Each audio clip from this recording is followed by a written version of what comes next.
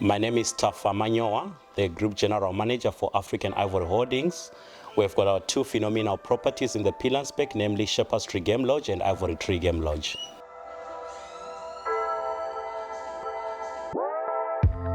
Hospitality, or lodges specifically, have been more a calling to me than a career. I've built a strong base in the hospitality from a young age, where I studied a degree in tourism and hospitality management, and I graduated with an honors degree. And lodges, unlike hotels, I've always regarded them as a minibus, and I've always been drawn to the aspect where we offer personalized services to our guests, unlike in the hotels where it feels like you are driving a bus.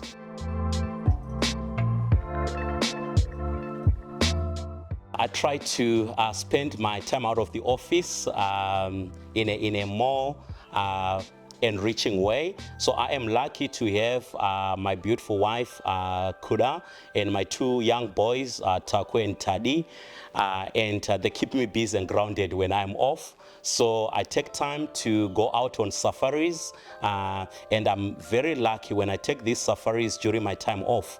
It always reminds me of one important element: the lucky that we have to be staying in a nature reserve. Right, nature is so beautiful, right? I also try to distress by reading. I read a lot of hospitality and tourism material, and lastly, when I happen to get extended time off, I also enjoy traveling. I think the most important element of working for African Ivory Holdings, or being associated with Shepherds and Ivory, is the values. The core values of the group are namely excellence, diversity, inclusivity, and authenticity resonates well with my personal values.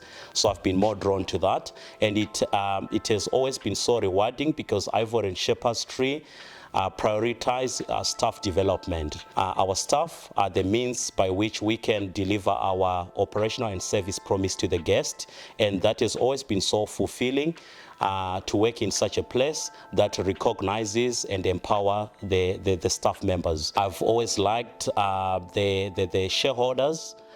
They are people that have got an insatiable appetite for innovation.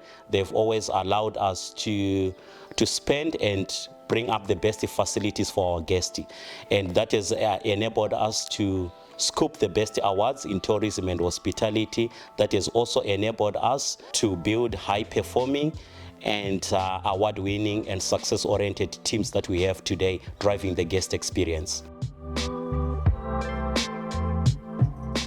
Well, we are in the 4IR phase now, or generation. Technology is everywhere. So we have all been able to bring in some exciting developments for our guests. The first and foremost is the mobile technology that we brought in, mobile access for our guests. So instead of our guests using your physical key cards, they can get access to their rooms using their smartphones. We also have got booking platforms that we have developed that makes the booking process so easy, seamless, and efficient for our guests. So with just their smartphone, they can be able to do a booking quickly. Well, the first and foremost, I would say, the personable and friendly nature of our staff. They make the biggest difference. So with that, Shepherds and Ivory has been able to transition from opulent luxury to experiential luxury because of the service that is anchored by the well-trained workforce that we have here, that are so passionate about hospitality. And secondly, I think it's the delectable dining experiences that we also offer out here. We have got the best food, and our food, we have always defined it with what we call the 5 S's. The first being simplicity, secondly, soulful, third is signature, the fourth S being seasonal, and the last one being sexy, and food has to look sexy in the plate. We have always listened to the guest feedback, to the guest voices, and they define everything that we plan and that we do as an organization in both lodges, Shepherds, and Ivory Tree. We believe in listening to our guests, because in hospitality, there is two things that happens. It's either you are building loyal tourist or you are building terrorist. You want to offer the best service so that they can spread the gospel. So at Ivory and Shepherd's Tree, the greatest thing that we are pushing out here is embracing organic gastronomy. Right, I'm sure you have seen our herb and vegetable garden out here, because that is the way. We have also been pushing a whole lot of green initiatives out, be it elimination of single-use plastics. We only make use of glass bottles for our water, even amenities. Where plastic is used, it has to be certified compostable. We are also going out in terms of repurposing and upcycling our waste, like things like condemned linen you have seen in our guest rooms. The laundry bags used there are developed from condemned linen that we use. So those are some of the measures that we are doing in terms of sustainability, because in the modern day, it's no longer it's a non-negotiable aspect of hospitality.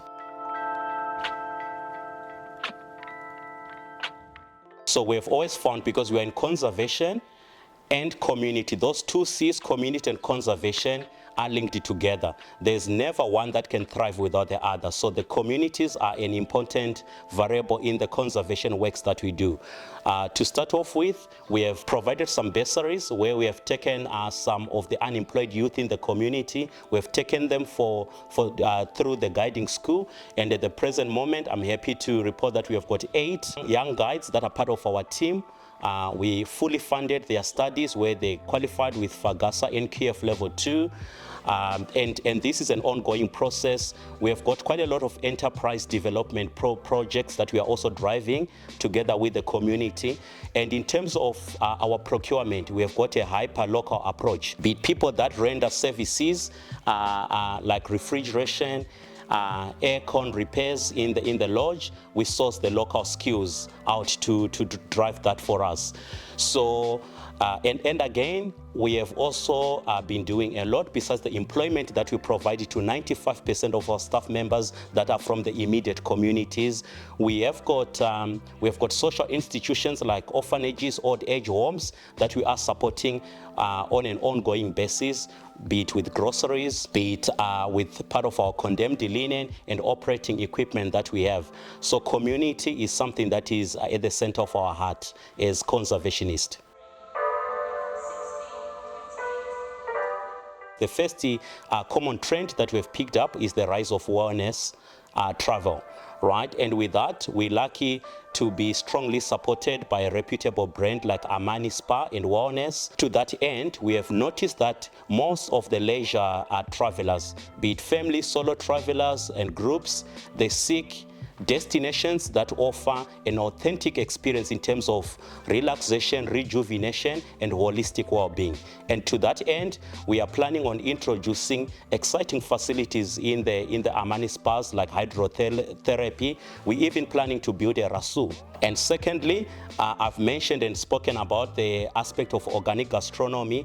We are planning on expanding on our farm to fork approach and making sure that all the food that our guest enjoys out here, it's 100% organic, and it supports those people that are environmentally and health conscious.